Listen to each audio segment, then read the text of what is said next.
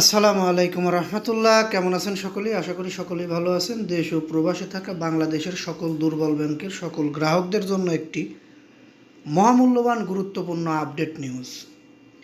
বাংলাদেশের সকল দুর্বল ব্যাংক নিয়ে সরকারের কিছু নতুন সিদ্ধান্তের বিষয়ে আমরা জানতে পেরেছি। এই সিদ্ধান্তগুলো কেমন হবে যদি বাস্তবায়িত হয়, তাহলে আপনাদের মতামতের জন্য আসলে আমরা কমেন্ট বক্স খোলা রেখেছি। বাংলাদেশের দুর্বল ব্যাংক কিনতে চীনকে প্রস্তাব, কি বলছেন অর্থনীতিবিদরা? আসলে বাংলাদেশে যে কয়েকটা দুর্বল ব্যাংক রয়েছে তার মধ্যে 5টি ব্যাংক একীভূত করে সরকারি মালিকানায় নিয়ে গেছে। সেই ব্যাংক চীনকে কেনার জন্য প্রস্তাব দেওয়া হয়েছে, বা চীন কি এই ব্যাংক কিনলে বাংলাদেশের গ্রাহকদের জন্য কতটা উপকারে আসবে, বা কিনা উচিত কিনা চীনের, বা গ্রাহকদের মূল্যায়ন কেমন হবে, বিস্তারিত এই নিউজের মধ্যে থাকবে।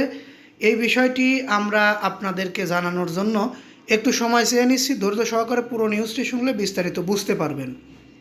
চীন থেকে প্রতি বছর প্রায় 2.5 লাখ কোটি টাকার পণ্য আমদানি করে বাংলাদেশ। দেশটির অর্থের রয়েছে বিভিন্ন উন্নয়ন প্রকল্প, অথচ আর্থিক লেনদেনের দেশের নেই কোনো চীনা ব্যাংক।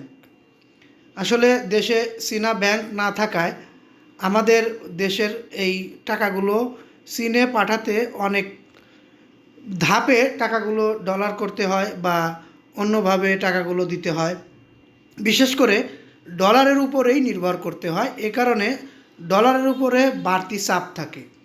ঠিক সেই বিষয়টি মাথায় রেখেই বাংলাদেশ এবার নতুন সিদ্ধান্তে এগোনে, বা নতুন সিদ্ধান্ত নিয়ে দ্রুত চীনের সঙ্গে ব্যবসা আরও বাড়াতে বাংলাদেশের দুর্বল ব্যাংকগুলো চীনের কাছে বিক্রি করার বা চীনকে দেওয়ার জন্য প্রস্তাব দিয়েছে।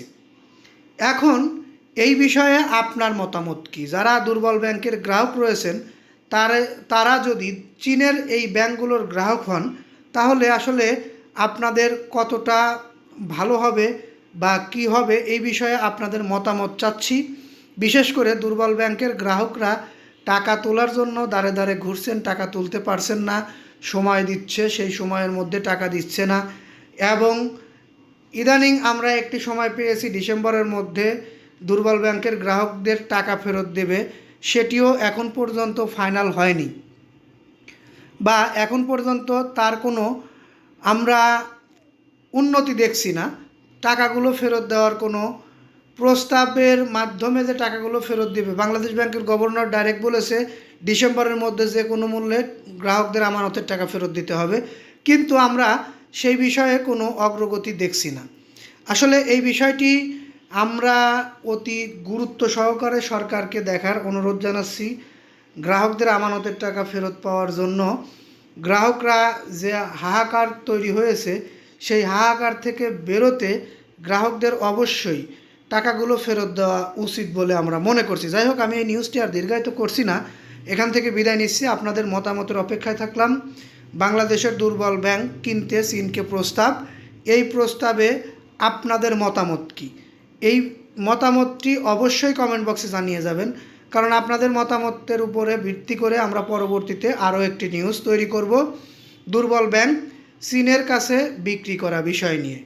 যাই হোক, ভালো লাগলে অবশ্যই চ্যানেলটি সাবস্ক্রাইব করবেন, তাহলে পরবর্তী নিউজগুলো সবার আগে পেয়ে যাবেন। এই বলে এখান থেকে বিদায় নিচ্ছি। আসসালামু আলাইকুম।